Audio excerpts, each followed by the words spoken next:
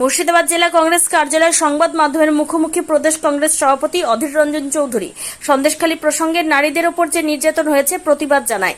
Vote পরবর্তী হিংসা বাড়বে আশঙ্কা করছি কেন্দ্র বাহিনী চলে যাওয়ার পর ইভিএম রুমের নিরাপত্তা সুরক্ষিত রাখার প্রয়োজন মনে করছি দাবি করেন।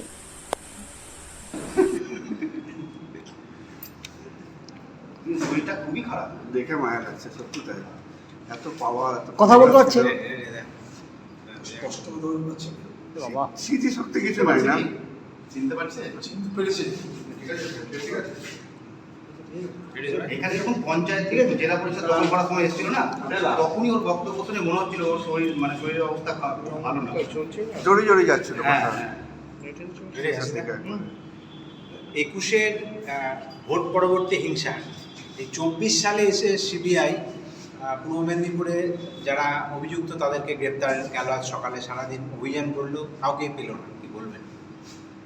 এগুলো নির্বাচনের আগে সিবিআই তৎপরতা দেখিয়ে মোদির হাত শক্ত করতে চাইছে।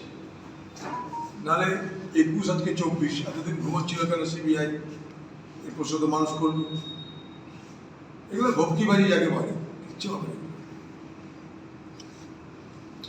যারা সন্দেশখালীতে শিবির খুলে বসেছে সিবিআই, শিবির খুলে মানে শিবির বসেছে, 900-রও বেশি অভিযোগ করেছে এবং সেই অভিযোগ করার জন্য সেন্ট্রাল ফোর্স। সন্দেশকারী যে তদন্ত, সেটা হাইকোর্টের নির্দেশে এবং হাইকোর্টের তত্ত্বাবধানে হচ্ছে। তার কারণ হাইকোর্টই সিবিআইকে বলেছে তদন্ত করবে। আমরা চাই সন্দেশকালীর মহিলাদের উপরে অত্যাচার বন্ধ হোক, এক। আর যারা অত্যাচারী, যারা তাদের ধর্ষণ করে, তাদের সাজা হোক। এবং এই বাংলায় যারা সন্দেশকারী পূর্বাবর্তনকারীর সাহস না হয় আগামী দিনে, সেই রকমের শাস্তির ব্যবস্থা করতে হবে। এটাই আমাদের দাবি।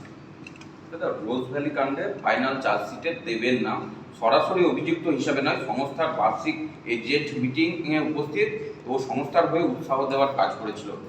এগুলো যারা আর্টিস্ট হয়, যারা স্টার হয়, তারা এগুলো করে থাকে প্রমোট করার জন্য। তাদের এটাই পেশা। তাদেরকে ডেকেছে, তাদের রেট দিয়েছে, তাই তারা করেছে। এটার মধ্যে দেবের কোনো অপরাধ আছে বলে আমার তো মনে হয় না।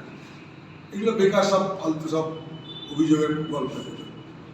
দেব সে একটা আর্টিস্ট, তার সেই পপুলারিটি, জনপ্রিয়তাকে কাজে লাগাবে কোনো কোম্পানি, সেই জনপ্রিয়তা বিক্রি করে। এটাই একটা প্রফেশনাল আর্টিস্টের এটাই পেশা। সেখানটাই কে কাকে ডাকছে না ডাকছে, তার সমস্ত তথ্য, তার সমস্ত ডিটেল, তার স্মৃতি, মানে তার ইতিহাস নিয়ে কোনো আর্টিস্টের পক্ষে সম্ভব হয় বলে আমার মনে হয় না। সন্ত্রস্ত যে সন্দেশখালী, সেখানে রাত পাহারায় মহিলারা ঝাঁটা, শাঁখ সব নিয়ে তারা। এই সন্দেশখালী শুধু বাংলাকে নয়, সারা ভারতবর্ষের মহিলা মর্যাদা হানির বিরুদ্ধে প্রতিবাদের সিম্বল হোক, পরিচয় হোক। সন্দেশকারী মা বোনদের পাশে আমি নৈতিকভাবে আছি।